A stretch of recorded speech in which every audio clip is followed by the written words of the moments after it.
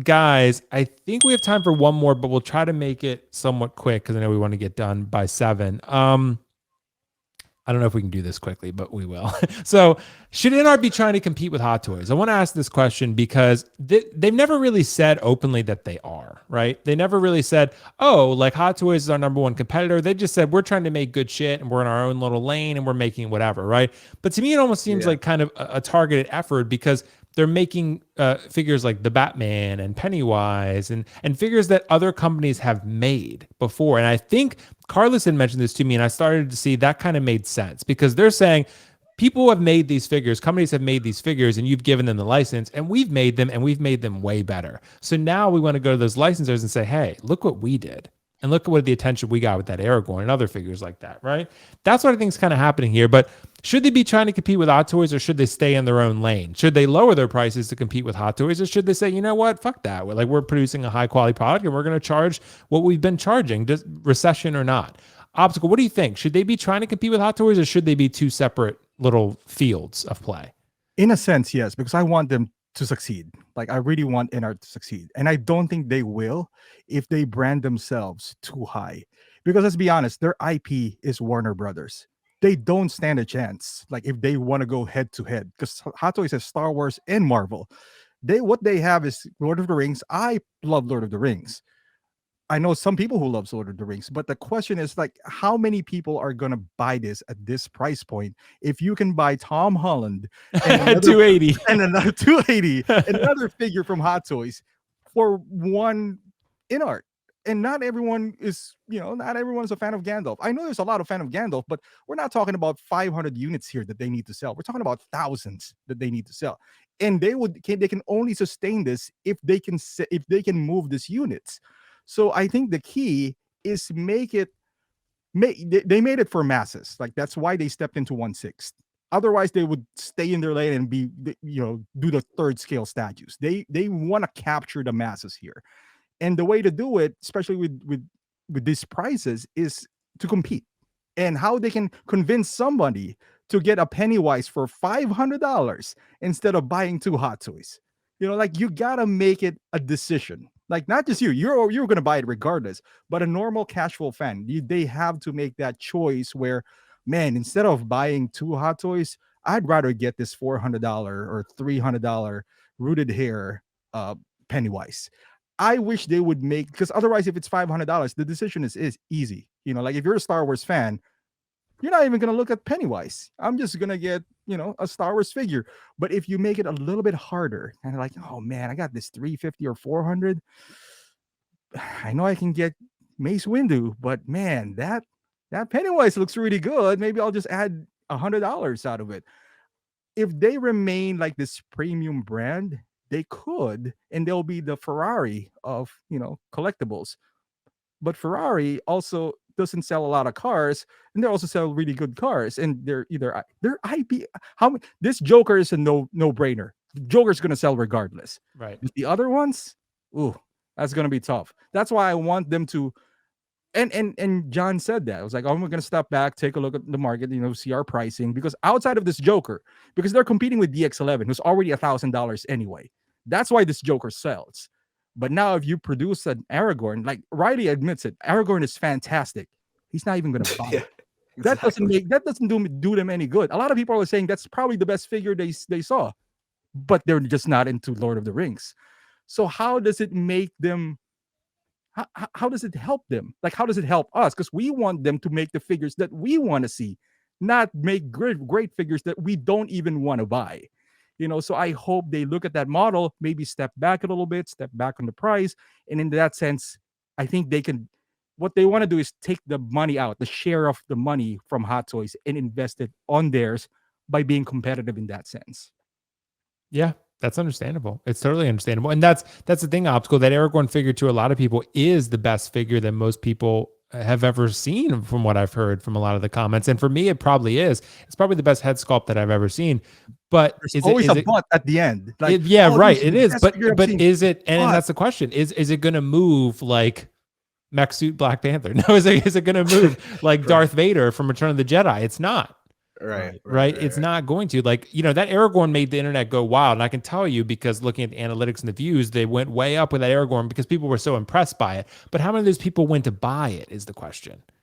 Like, they were impressed by it and they wanted to talk about it, but were they going to buy it? And that's the question. And I think they mostly did. But like you said, Optical, Joker is the exception, because Joker is the iconic of the iconic. Like, Darth Vader's super iconic, but so is this Joker. He's timeless. Yeah. Right. Timeless. So, Riley, what do you think? I mean, should they be trying to compete with Hot Toys at all, or should they stay in their own lane?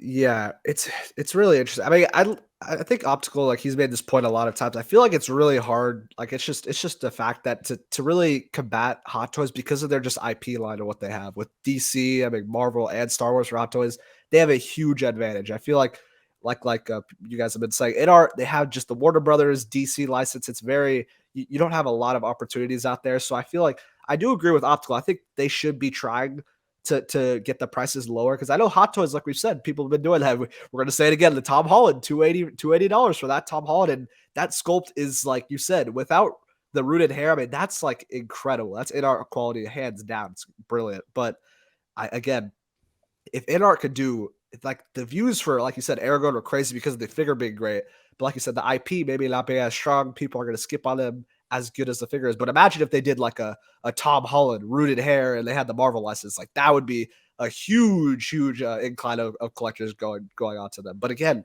they're kind of stuck there with that DC. So hopefully, like he's been talking about, they've been talking with licensing stuff. But again, it seems like it's honestly never going to happen at this point, because I think Disney has a real lock tie-in with Hot Toys and Sideshow and Star Wars and stuff like that. So hopefully one day, but overall, it's kind of a hard battle to have InArt against Hot Toys because of IP lines. But like you said, with rooted hair, everything that they show, it's next level stuff. So I hope that they do that. But again, I think price wise, 100%, like Pennywise, and even even the Joker. A lot of people were like, it's so brilliant, it's so incredible, but to get that rooted hair, I can't justify spending $1,000. Like, that's a way price gap for what I'm way priced out with figures already with Hot Toys, because they're like $350 to $400 for specific ones. I don't think I could justify $1,000 for two figures.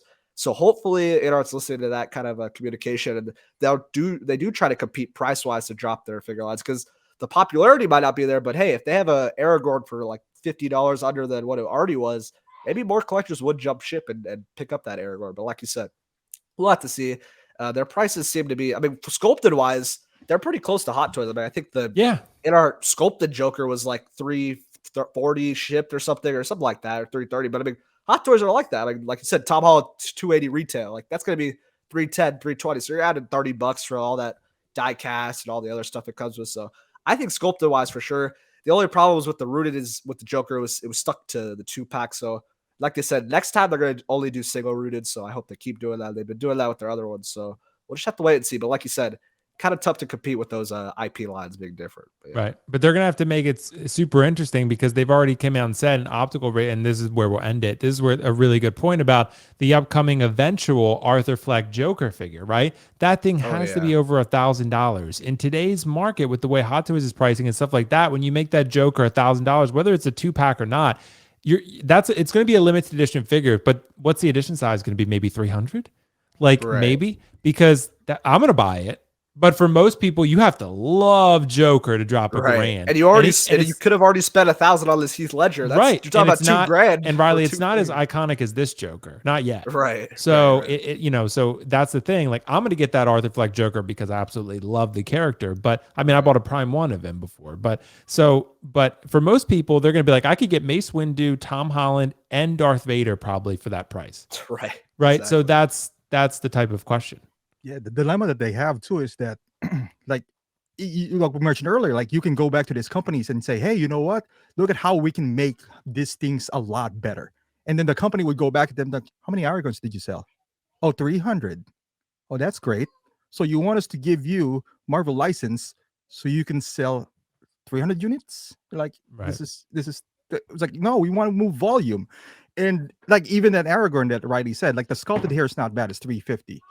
That Vader with 2 head sculpts, with also has purse with 2 bases, is That's true. $340. So even the sculpted Aragorn, so this is where the competition meets. Like you already don't have the favorable IP. Now you're rooted here. Not rooted here. Your rooted here is your cream of the crop. This is what your selling point is. But if you're gonna sell us something that's not even rooted, yes, it's still good. But are you gonna compete that with that Vader, the deluxe Vader for $340 that you could buy at Sideshow? That if something's wrong, you can return it. Compared to if something's wrong with that Aragorn, you have to go back to Kit and send it back to Hong Kong and get that. So this is true. where the dilemma is. Where like I want them to be successful, but I don't know how with this. If they have the same Vader for lower price, maybe. But I'm talking about Aragorn competing with Vader. People haven't seen Aragorn in 20 years, so I don't know. It's gonna be tough. And it's tough, and trust me, I love InArt optical, and I feel like when you get that first InArt in hand, you're gonna be like, damn, this thing, like you said, it is a Ferrari. That's what it is. I mean, having that Joker, it's like anyone who hasn't gotten theirs in hand yet, trust me, when you get it, you're gonna be absolutely thrilled with it. It's awesome. Amazing. The magnetic base, obviously not thrilled with that, but the rest of the figure in the package, exceptional. It delivered in every sense of the word. So yeah, I guess we're gonna see. That said, guys, thank you so much for your thoughts on that one. And I want to address, we had a super chat real quick from Mr. Blue Beetle, which is $10 from Blue Beetle. Thank you so much, Mr. Blue Beetle, Carlos. Star Wars fans should be happy with Mando tanking and the new Rey movies. Their license is going to be sold to InArt and Star. There you go, baby. That's He also said Blue my Beetle. God. Blue Beetle, baby. Blue Yeah, Beetle. Blue Beetle. Thank you so much, Carlos, bro. But yeah, dude, honestly, I'm super excited for Blue Beetle. So